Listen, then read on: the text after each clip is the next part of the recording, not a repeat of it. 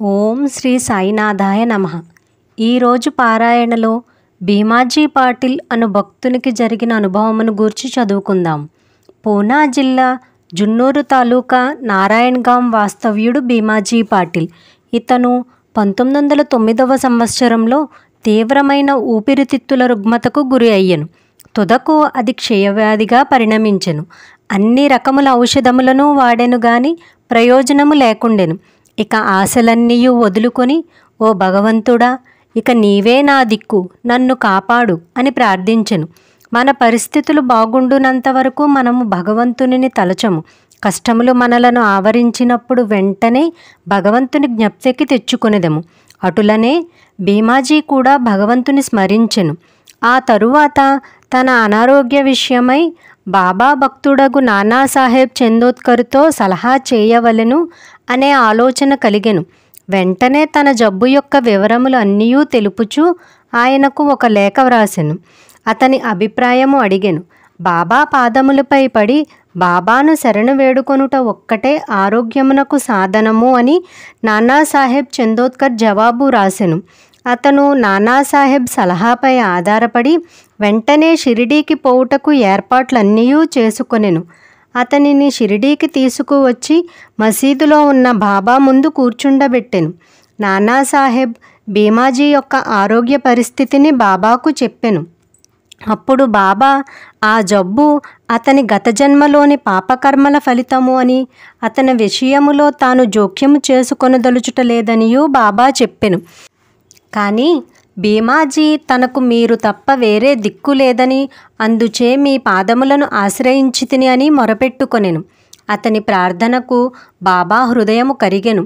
అప్పుడు బాబా అతనితో ఇట్లనిరి: ఓరడిల్లుము, నీ అతురతను పారద్రోలుము, నీ కష్టములు గట్టెక్కినవి. ఎంతటి పీడా బాధలు ఉన్నవారు అయినను ఎప్పుడైతే ఈ మసీదు మెట్లు ఎక్కుదురో వారి కష్టములన్నీయూ నిష్క్రమించి సంతోషమునకు దారి తీయును. ఇచ్చట ఉన్న పకీరు మిక్కిలి దయార్థ హృదయుడు, నీ రోగమును తప్పక బాగు చేయును. ఈ పకీరు అందరినీ ప్రేమతోనూ దయతోనూ కాపాడును. ప్రతి 5 నిమిషములకు ఒక్కసారి రక్తము కక్కుచుండుచుండిన ఆ రోగి బాబా సముఖమున ఒక్కసారి అయినను రక్తము కక్కలేదు. బాబా వానిని దయతో కాపాడెదను అను అభయమును ఇచ్చిన వెంటనే రోగము నయమగుట ప్రారంభించెను. బాబా అతనిని భీమాబాయి ఇంటిలో బస చేయమని చెప్పెను. భీమాజీ వంటి రోగికి ఆ ఇల్లు అంత సదుపాయమైనది కానీ ఆరోగ్యవంతమైనది కానీ కాదు. కానీ బాబా ఆజ్ఞ జవదాటరానిది. అతను షిరిడీలో ఉన్నప్పుడు బాబా అతనికి 2 స్వప్న అనుభవములను ఇచ్చి వాని రోగమును కుదిర్చెను.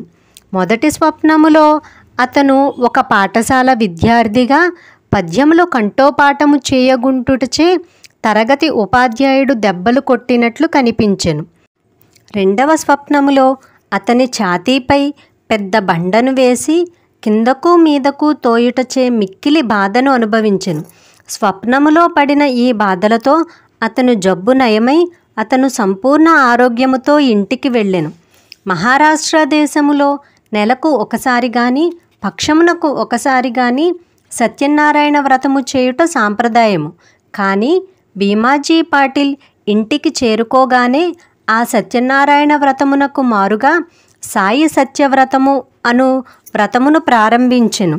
ఆ తరువాత వీలు కుదిరినప్పుడల్లా షిరిడీకి వచ్చి బాబా తనకు చేసిన మేలును జ్ఞప్తియందు ఉంచుకొని బాబా పాదములకు సాష్టాంగ నమస్కారములు చేయుచుండెను. శ్రీ సచ్చిదానంద సమర్థ సద్గురు సాయినాథ్ మహారాజ్ కి జై. ఓం సాయిరాం, ఓం సాయిరాం, ఓం సాయిరాం.